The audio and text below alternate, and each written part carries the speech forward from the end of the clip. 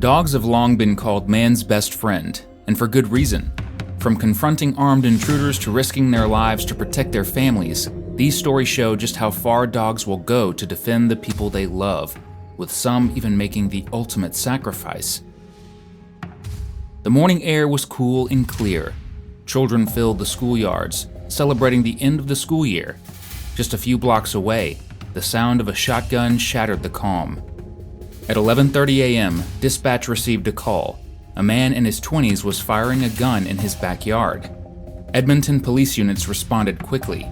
In Constable Randy Goss's cruiser, PSD Caesar, a 6-year-old Rottweiler, sat alert and ready. Caesar wasn't just a police dog. Goss had raised him from 10 weeks old. They had worked together for 6 years, tracking suspects, finding drugs, and visiting schools. Caesar was more than a partner.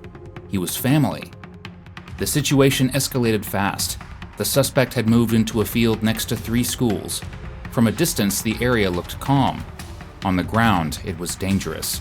Students and staff were gathered outside, unaware of the armed man nearby. He waved his shotgun and fired into the air. Officers began forming a perimeter. The emergency task force hadn't arrived yet. Goss watched the suspect, heart pounding. The man had already fired. The next shot could hit a child. In the back seat, Caesar waited, sensing his partner's urgency. Goss opened the door. Caesar jumped out, running full speed toward the suspect. Muscles tense, eyes locked in. Trained for this. He had done it many times before, and he had never failed. The suspect turned. Goss would remember every frame like a film slowed to its last agonizing second. The man's arm raised, the shotgun leveled at Caesar. A gunshot tore through the air. Caesar dropped mid-stride, collapsing into the grass. Officers returned fire, hitting the suspect. He fell, dropping his weapon. Backup secured the scene. Constable Goss ran to Caesar, blood covering the dog's face. Caesar was still alive, but barely. Goss lifted him into a police vehicle, sirens wailing toward the vet clinic.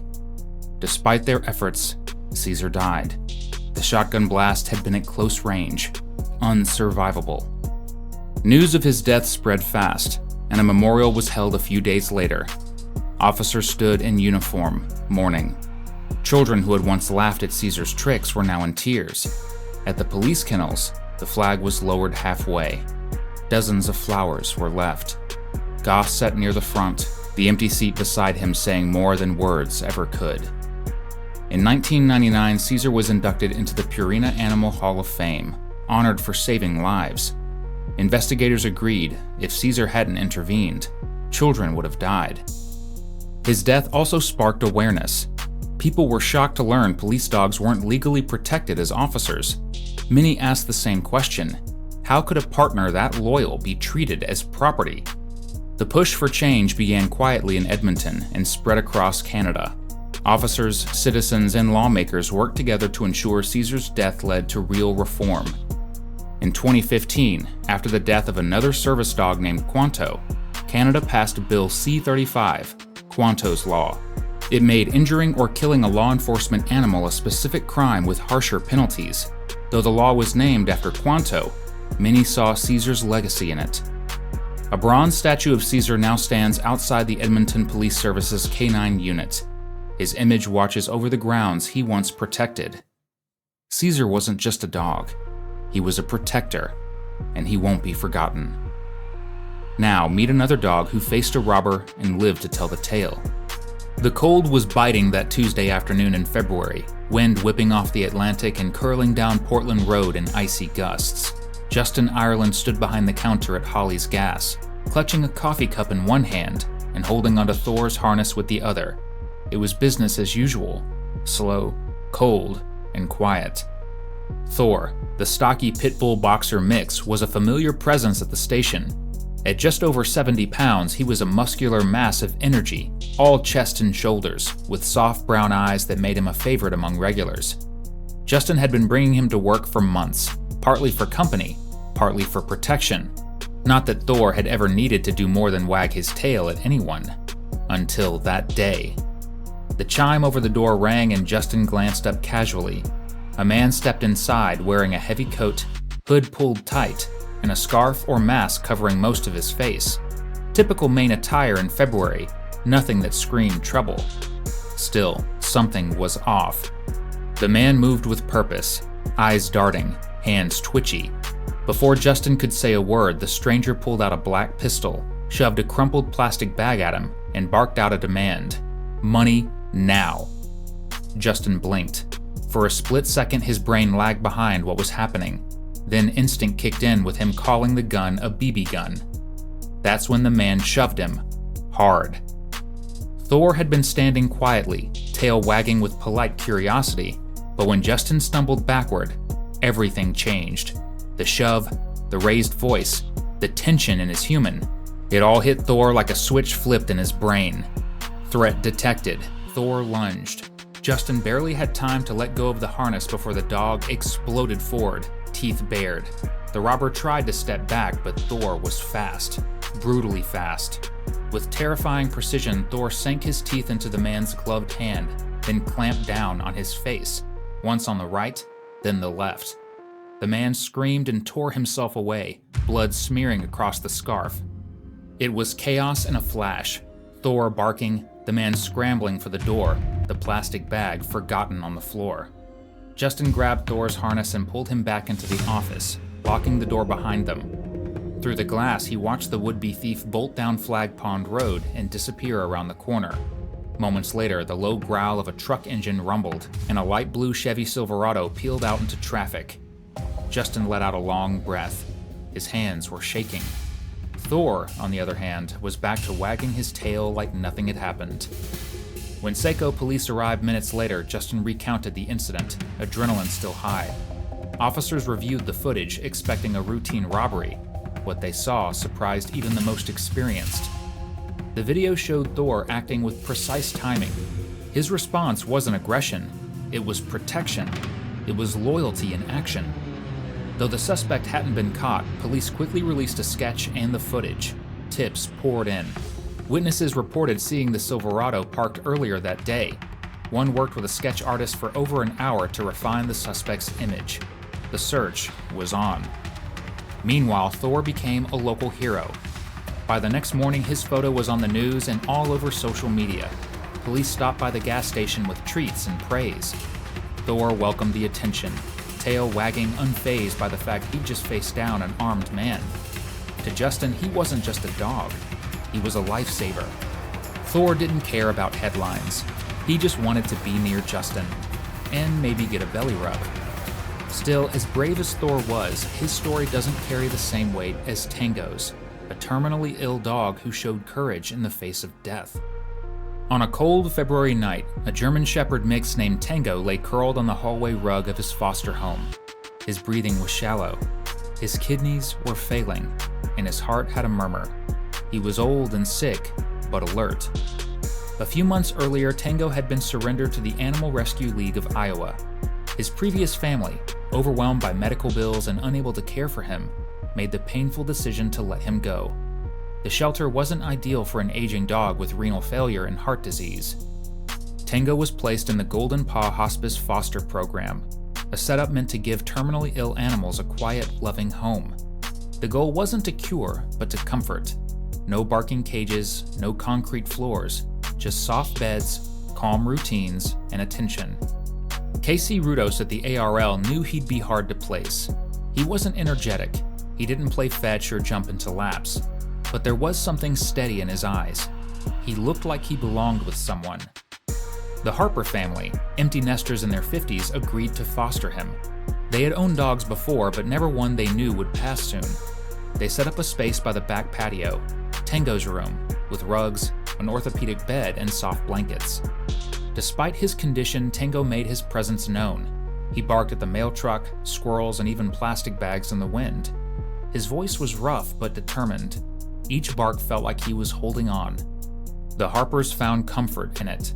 Their house had been quiet since their kids moved out. Tango's voice filled the space again. Then came the night of February 25th. The day had been ordinary. Tango had napped in the sun that spilled across the kitchen tiles. Mrs. Harper had given him some boiled chicken, his favorite. In the evening, he dozed by the fireplace, paws twitching in dreams. All was calm. Just after midnight, something shattered. Glass. Tango woke instantly. His ears shot up. His body ached, joints stiff, but instinct overrode pain. He forced himself up and moved toward the sound. Downstairs, the back window was broken. A man in dark clothes and gloves stepped into the house. He moved quietly, expecting no resistance, just valuables and an easy exit. Instead, he met a bark filled with rage and warning. Tango growled low, then barked, sharp, fast, relentless. It wasn't noisy. It was a message. Leave now. The intruder hesitated. Upstairs, a light flipped on. Mr. Harper's voice shouted down the stairs. The man panicked, turned, and dove back out through the broken window. By the time police arrived, he was gone. Nothing had been taken. No one hurt. Tango stood at the top of the stairs, chest heaving, legs shaking. He was spent. Mr. Harper lifted him gently and carried him back to his bed, proud and afraid. News of what happened spread fast, with local media picking up the story. Social media reacted. Messages poured in. People offered treats, toys, heated blankets, but the Harpers didn't need praise. They already knew what Tango meant. He wasn't just a hospice dog. He was a protector. In the days after, Tango was quiet. The energy had drained from him. His appetite dropped. The Harpers knew the end was near. About a week later, Tango didn't rise from his bed. He looked at the Harpers, gave one soft bark, then closed his eyes for the last time. He died peacefully, wrapped in a blanket, surrounded by the people who gave him love at the end. They buried him beneath the dogwood tree. Tango's story lived on. Support for the ARL's Golden Paw Hospice program grew. More people stepped forward to foster terminally ill dogs. More pets got to spend their last days in homes, not shelters. And now let's move on to our final dog of the day, one who proved to be the best friend any aging grandmother could wish for. On a crisp April morning in 2018, the suburb of Little Hulton in Salford stirred with the familiar rhythms of a Monday. Among its longtime residents was 86-year-old Joyce Ackerley, a sprightly great-grandmother with a sharp wit, a fondness for her flower beds, and a constant shadow in the form of her loyal companion, Axel. Axel was no ordinary dog, a towering German Shepherd Akita mix with a thick coat of tawny fur and soulful brown eyes. He cut an imposing figure, yet in temperament, he was more teddy bear than terror. The neighborhood children adored him, and grown men, often taken aback by his size, would chuckle upon realizing how eager he was for a head scratch or a biscuit. To most, he was known simply as the Gentle Giant. That morning, the sky was clear. Joyce was in her front garden, pruning daffodils with gloved hands. Axel lay inside by the kitchen window, sun on his back. It was quiet and routine. Then came the knock. A man stood at her gate. His hoodie was pulled low, face shadowed, posture tense. Joyce assumed he needed directions. She opened the gate halfway and asked if she could help, but what he demanded was her jewelry. Before she could respond, he struck her in the head. She stumbled back, stunned. Inside the house, Axel had stirred. The second blow never landed. With the force of a freight train, Axel barreled through the open door and down the path, his claws skimming over the stone with terrifying speed. His bark rang out, a deep, guttural warning. The attacker turned just in time to see the 100-pound mass of muscle and fury charging toward him. Axel didn't slow. He collided with the man, knocking him off his feet, and clamped his jaws onto the man's arm with bone-jarring force. The attacker howled, thrashing against the grip, but Axel held firm, teeth sunk deep into the fabric and flesh alike. Joyce, still recovering from the blow, sat stunned on the gravel path. Through blurry vision, she watched the struggle unfold. Her sweet, gentle Axel transformed into a warrior. Eventually, the man managed to wrench himself free, stumbling backward with a bloody arm. He sprinted down the street, leaving behind the weapon and a smear of crimson. Axel gave chase but returned moments later, breath heaving and muzzle stained red. He trotted straight to Joyce's side, whining softly as he nudged her with his snout. Paramedics arrived within minutes. alerted by a neighbor who heard the commotion. Joyce had a concussion but declined an overnight hospital stay. News spread quickly through Little Holton. Axel became a local hero. Children brought dog biscuits and drawings. Neighbors dropped off tins of beef and treats. Joyce was moved by the support. Detective Constable Stephen Hughes of Greater Manchester Police told reporters the attack could have been far worse. Axel's actions likely prevented more harm. The attacker was never identified, but the story stuck. In a quiet community, it was a jarring reminder of danger and a source of pride. Joyce returned to her garden. Axel watched from his usual spot by the window, on the lookout for any intruder.